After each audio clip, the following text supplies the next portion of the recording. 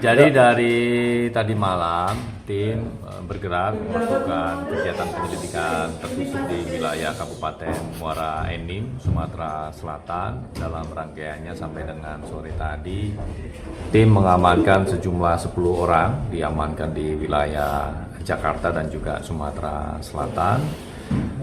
5 diantaranya merupakan pihak-pihak dari Pemkab Muara Enim dan 5 orang lainnya dari pihak swasta.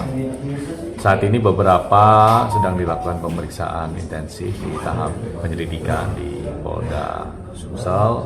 Beberapa diantaranya sudah diamankan di K4. Detil perkaranya nanti kami akan sampaikan. Jadi ini terkait dengan dugaan penerimaan yang dilakukan oleh PN, penyelenggara negara di wilayah Kabupaten Muara Enim dari pihak swasta berkaitan dengan pengadaan yang ada di lingkup Pemkab Muara Enim. Malam ini baru akan dilakukan ekspos, jadi nanti kita akan lihat paparan seperti apa, konstruksi perkaranya, bagaimana pihak-pihak yang diduga terlibat, bagaimana perannya, termasuk juga nanti konstruksi sangkaan pasal yang digunakan, ya, terkait dengan apa, apakah suap, gratifikasi, pemerasan atau apa, gitu ya. Jadi ini masih bicara soal dugaan penerimaan dari PN. Kalau barang bukti yang diamankan kira-kira apa saja? Untuk barang bukti sejauh ini terinformasi ada uang tunai senilai ratusan juta rupiah. Kalau Bupati diamankan di mana? Untuk Bupati, salah satu pihak yang diamankan di wilayah Sumatera Selatan saat ini sedang dilakukan pemeriksaan di Polda Sumsel. Swastiastu, Namo Buddhaya, salam kebajikan.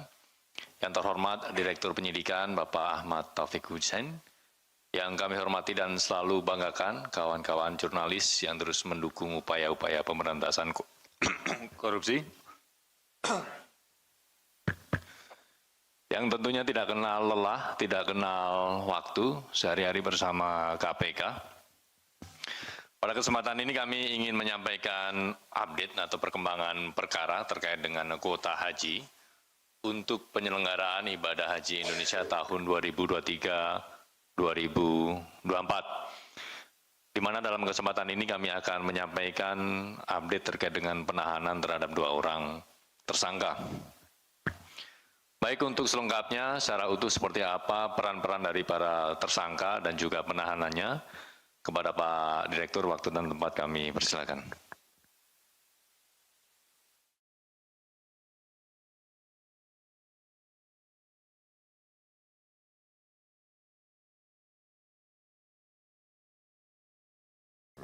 Rekan jurnalis yang masih setia di ruangan. Yang terhormat Jubir KPK Mas Budi. Baik, untuk hari ini kita akan lakukan penyampaian update terkait penahanan tersangka dugaan tindak pidana korupsi dalam kegiatan penyelenggaraan haji tahun 2023-2024. Khususnya terkait dengan kegiatan pembagian kuota haji. Jadi ini merupakan update pengembangan penyidikan dari kegiatan penyidikan perkara induk yang sudah ditetapkan terlebih dahulu 2 tersangka, ya, yaitu saudara EQ dan IAA. Jadi pada hari ini untuk pengembangan perkaranya, tim penyidik sudah melakukan penetapan 2 orang tersangka lagi dari pihak swasta dan hari ini kita lakukan penahanan. Secara lengkap kami sampaikan bahwa pada hari Senin tanggal 8 Juni Komisi Pemberantasan Korupsi telah melakukan penahanan tersangka 2 orang dalam perkara pembagian kuota haji untuk penyelenggaraan ibadah haji Indonesia tahun 2023-2024. Jadi pada perkara pengembangan kali ini ada 2 tersangka yang dilakukan penahanan, yaitu saudara ISM Ini Direktur Operasional PT Makassar Toraja atau Maktur. Kemudian yang kedua, Saudara ASR, jabatannya selaku Komisaris PT Raudah Eksakti Utama, sekaligus Ketua Umum Asosiasi Pesturi. Hingga untuk seluruhnya pihak yang sudah ditetapkan sebagai tersangka oleh KPK dalam perkara haji ini sudah ada 4 tersangka. Tersangka ISM dan ASR dilakukan penahanan untuk 20 hari pertama sejak tanggal 8 Juni 2026 sampai dengan 27 Juni 2026. Penahanan dilakukan di Rumah Tahanan Negara Rutan Cabang Gedung Merah Putih KPK. Untuk kronologis perkaranya, bagaimana mungkin rekan-rekan jurnalis sudah mengikuti perkembangan perkara ini sejak awal. Namun untuk yang pihak ditetapkan dari sisi swasta, kali ini saya akan secara singkat untuk menyampaikan konstruksinya ya. Jadi dalam lanjutan penanganan perkara ini, tim penyidik menemukan adanya peran aktif para tersangka dalam pengaturan pengisian kuota haji khusus yang tambahan yang tidak sesuai dengan ketentuan peraturan perundang-undangan serta adanya pemberian sejumlah uang kepada pejabat di Kemenak. Tersangka ISM dan ASR bersama-sama dengan FHM selaku Dewan Pembina Forum 1 serta pihak-pihak lainnya melakukan beberapa pertemuan-pertemuan dengan saudara YCQ dan IAA dengan maksud untuk meminta tambahan kuota haji khusus yang melebihi ketentuan disebutkan dalam undang-undang, yaitu melebihi dari 8%. Hingga dalam prosesnya kemudian bagaimana kita ketahui bersama, dilakukan pembagian kuota haji reguler dan haji khusus dengan skema 50-50, artinya 50% reguler, 50% kuota tambahan, kuota haji khusus. Selanjutnya kedua tersangka ISM dan ASR bersama-sama dengan pihak Kementerian Agama mengatur pengisian kuota haji khusus tambahan bagi perusahaan-perusahaan yang terafiliasi dengan PT Makassar Toraja atau Maktur dan NRA Group atau Asosiasi Pesturi, sehingga memperoleh kuota haji khusus tambahan termasuk kuota haji dengan skema percepatan keberangkatan atau dengan yang kita sebut istilah T0, di tanpa antri, langsung daftar, langsung berangkat di hari di tahun itu, di tahun 2023 dan 2024. Kemudian tersangka ISM ini diduga memberikan sejumlah uang kepada beberapa pihak, diantaranya saudara IAA sebesar 30.000 USD. Kemudian untuk saudara HL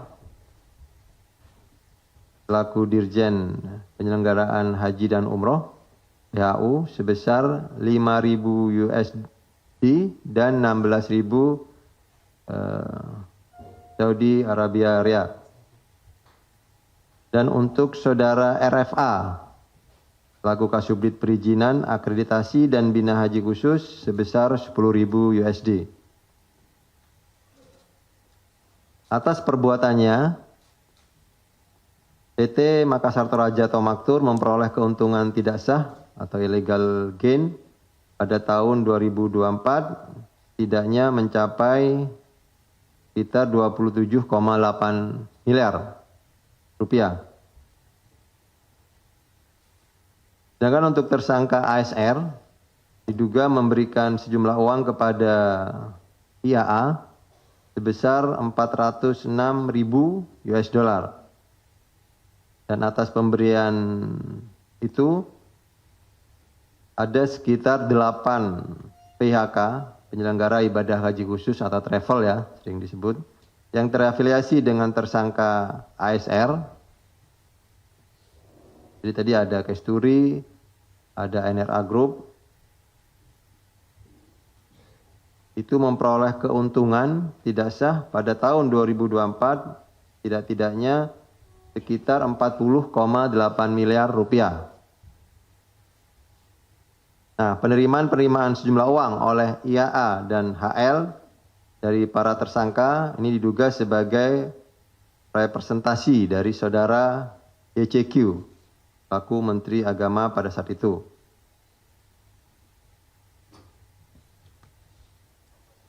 Bahwa atas perbuatannya saudara ISM dan saudara ASR ini dipersangkakan telah melanggar pasal 2 ayat 1 dan atau pasal 3 Undang-Undang 3199 untuk pasal 18 Undang-Undang nomor 3199 tentang pemberantasan tindak pidana korupsi bagaimana diubah dengan Undang-Undang nomor 20 tahun 2001 tentang perubahan atas Undang-Undang 3199 tentang pemberantasan tindak pidana korupsi. Untuk pasal 55 ayat 1 ke 1 KUH pidana. Jadi ini masih menggunakan KUHP lama karena memang dimulainya penyidikan untuk perkara haji sendiri itu dimulai sebelum berlakunya Undang-Undang KUHP dan KUHP yang baru, jadi 2025. Dan itu pun nanti ketika di jalannya persidangan atau di proses penuntutan itu akan dialternatifkan dengan pasal 603 atau pasal 604 Undang-Undang nomor 1 tahun 2023 tentang Kitab Undang-Undang Hukum Pidana. Untuk pasal 20 huruf C, Undang-Undang nomor 1 tahun 2023 tentang Kitab Undang-Undang Hukum Pidana. Ini untuk yang sangkaan yang mengikuti KUHP yang baru. Jadi begitu untuk kronologis terkait dengan peran-peran yang khususnya 2 orang tersangka yang saat ini dilakukan penahanan untuk perkara haji. Kemudian kami sampaikan juga bahwa untuk penanganan perkara haji ini progresnya sangat positif untuk penyidikan perkara haji itu sendiri. Ini sebagai langkah strategis juga KPK dalam melakukan penyidikan agar perkara ini dapat segera dilimpahkan ke tahap penuntutan. Sehingga KPK berharap masyarakat bisa mengikuti dan mencermati setiap fakta yang muncul dalam persidangan nantinya secara lengkap. Kemudian dalam penanganan perkara ini juga kami menyampaikan apresiasi dan terima kasih atas dukungan publik yang tinggi. Perkara ini juga menjadi pengingat bahwa pemberantasan tindak pidana korupsi bukan hanya menjadi tanggung jawab penyelenggara negara, tapi juga seluruh pihak yang berinteraksi dengan sektor publik dan sektor swasta.